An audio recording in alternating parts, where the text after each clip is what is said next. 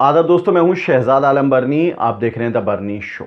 आज हम अपने शो में जो मुद्दा लेकर के आए हैं वो मुद्दा है जमातियों को लगातार क्लीन चिट मिलती जा रही हैं। अब सवाल ये उठता है कि जिन जमातियों को कोरोना बम, कोरोना जिहाद, कोरोना का संक्रमण, कोरोना के बम, इस तरह की घटनाएं या इस तरह की बात की गई थी, यहाँ तक कि अब शब्दों की कोई इंतहा नहीं थी और जिस तरह से नफरत फैलाई गई थी जमात के नाम पर, क्या अब उन लोगों के खिलाफ सरकार या पुलिस या कोर्ट कोई कार्रवाई करेगा? आज हम इसी पर अपना एपिसोड करेंगे कि क्या था पूरा मामला। दरअसल पिछले एक हफ्ते के अंदर दो फैसले कोर्ट के ऐसे आए जिन्होंने जमातियों के ऊपर लगे उस धब्बे को धोना शुरू कर दिया है जो मीडिया ने और बीजेपी के नेताओं ने मिलकर के लगाया था। दिल्ली का जो साकेत कोर्ट है उसने फैसला दिया जिसमें 8 जमातियों को बरी कर दिया गया। उनके खिलाफ कोई सबूत नहीं मिला कि उन्होंने किसी भी तरह से आपदा कानून या वीज़ा कानून या फिर महामारी कानून या फिर कोरोना की जो गाइडलाइन थी उनका उल्लंघन किया है। यहाँ तक कि सोशल डिस्टेंसिंग की भी बात नहीं की गई है। उसमें 25 अगस्त को ये फैसला आया था। उससे पहले 23 अगस्त को 2 रोज पहले बॉम्बे हाईकोर्ट ने एक फैसला दिया जिसमें 29 जमातियों के खिलाफ दर्ज किए गए मुकदमों को रद्द कर दिया गया और ये कहा गया कि कोरोना के नाम पर खासतौर से विदेशी जमातियों को बलि का बकरा बनाया गया है। ये दो फैसले अभी तक ऐसे आ चुके हैं जो बड़ा सवाल खड़ा करते हैं कि अगर कोर्ट का ये रुख है तो फिर जो मीडिया ने हल्ला मचाया था और जो बीजेपी के नेताओं ने इसकी शुरुआत की थी, क्या उन पर कार्रवाई होगी? आज हम आपको कुछ ऐसे ट्वीट, कुछ ऐसे न्यूज़ कवरेज, कुछ ऐसे बयान दिखाएंगे जो जमातियों को लेकर के पिछले कुछ दिनों में किए गए थे।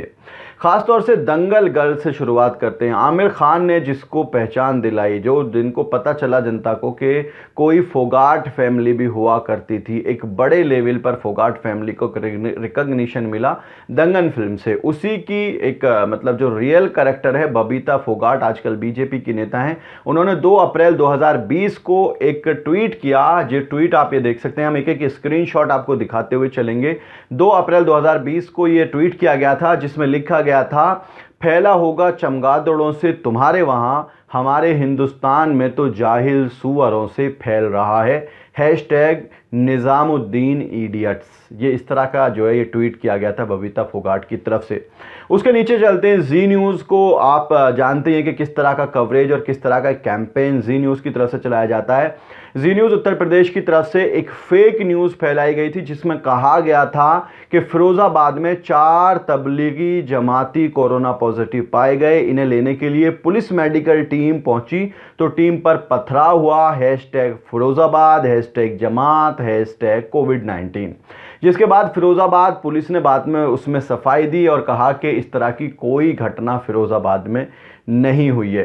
अब आते हैं, थोड़ा सा आगे बढ़ते हैं अमर उजाला की तरफ। किस तरह से उजाला फैलाया जा रहा है। क्वारंटीन वार्ड में भर्ती जमातियों ने मांगा मांसाहारी भोजन, नहीं देने पर खाना फेंका, फिर खुले में शौच किया, यानी कि टॉयलेट किया, शौच किया।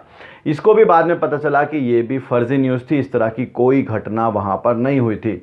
अर्नब गोस्वामी ने पूरा कार्यक्रम चलाए, लगातार हफ्तों तक कार्यक्रम चलाए जिसमें कहा गया कि कैसा जमात फैला रही है कोरोना, कैसे जमात फैला रही है कोरोना, इस तरह की बातें उनमें एपिसोड्स में की गई। यहाँ तक कि राहुल कंवल जो इंडिया टुडे के एंकर हैं, काफ़ी सिंसियर माने जाते थे, उन्होंने भी एक आंकड़ा पेश कर दिया जिसमें कहा गया कि 56% केस पिछले 72 घंटे में जो जमातियों के आए हैं, जो कोरोना के आए हैं, उनमें से 56% केस जो हैं वो जमातियों से रिलेटेड है। इन्होंने भी आंकड़ों को बिल्कुल अलग कर दिया है।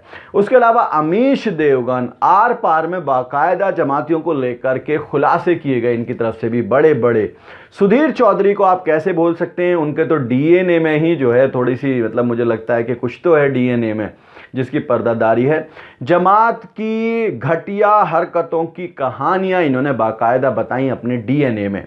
उसके अलावा दीपक चौरसिया तो कमाल के मतलब पत्रकार कहूँ तो थोड़ी सी मुझे भी झिझक होती है। इन्होंने एक फेक न्यूज़ अपने ट्विटर हैंडल से ही फैला दी जिसमें इन्होंने कहा था कि प्रयागराज में जमात पर टिप्पणी करने पर गोली मार करके हत्या कर दी गई। बाद में प्रयागराज पुलिस की तरफ से ही इस पर सफाई आई कि ये मामला जमात से इसका कोई कनेक्शन नहीं है, ये आपसी विवाद है। तो ये इस तरह की बयानबाजियां ये सिर्फ एक दो नहीं है, ऐसे न जाने कितने पत्रकार, न जाने कितनी न्यूज़ थी जो उस समय में चलाई गई और जिसने जमातियों को टारगेट किया। इसको लेकर के बाकायदा जमीयत उलमाए हिंद ने सुप्रीम कोर्ट में भी एक याचिका दायर की थी कि जमात पर न्यूज़ कवरेज ना किया जाए और जिस तरह से बदनाम करने की कोशिश की जा रही है उसको ना किया जाए। लेकिन सुप्रीम कोर्ट का भी अपना रवैया थोड़ा सा अलग होता जा रहा है। सुप्रीम कोर्ट ने उसको प्रेस काउंसिल ऑफ इंडिया को भेज दिया कि उसको पार्टी बनाइए, अब वो जवाब देगी और प्रेस काउंसिल ऑफ इंडिया इस पर कार्रवाई करेगा, क्योंकि प्रेस पर कार्रवाई करने का नाम प्रेस काउंसिल ऑफ इंडिया का काम है, ये हमारा काम नहीं है। तो फिर आपका काम क्या है? सिर्फ प्रशांत भूषण पर सुनवाई करना क्या सुप्रीम कोर्ट का काम रह गया है? बहरहाल, लेकिन सवाल ये बनता है कि जो भी इस तरह की ये सारी कवरेज चलाई गई और इसके अलावा ना जाने कितनी कवरेज थी, अब क्योंकि कोर्ट ने खुद ही मान लिया इस बात को कि जमातियों को बलि का बकरा बनाया गया था, तो ऐसे में सवाल ये उठता है कि क्या इस तरह के एंकर और इस तरह के नेता जिन्होंने उस समय में नफरत फैलाने का काम किया था, क्या उन पर कोई कार्रवाई होगी? या फिर आज़ाद हिंदुस्तान में आज़ादी से आप कितनी नफरत फैला सकते हैं? आप लोग इस पूरे मामले को किस तरह से देखते हैं? अपनी राय ज़रूर बताएं। वीडियो के नीचे कमेंट बॉक्स है, उस कमेंट बॉक्स में जाएं, जाकर के अपनी राय में ज़रूर बताएं। आज के इस एपिसोड में इतना ही। हमारी आपसे रिक्वेस्ट है कि इस वीडियो को शेयर ज़रूर करें और हमारे चैनल को सब्सक्राइब ज़रूर करें। और आप हमें सोशल मीडिया पर यानी कि इंस्टा, ट्विटर और फेसबुक पर फॉलो करने के लिए वीडियो के नीचे जो लिंक्स दिए हुए हैं उन लिंक्स पर जाकर के आप हमें सोशल मीडिया पर फॉलो कर सकते हैं। बहुत बहुत शुक्रिया।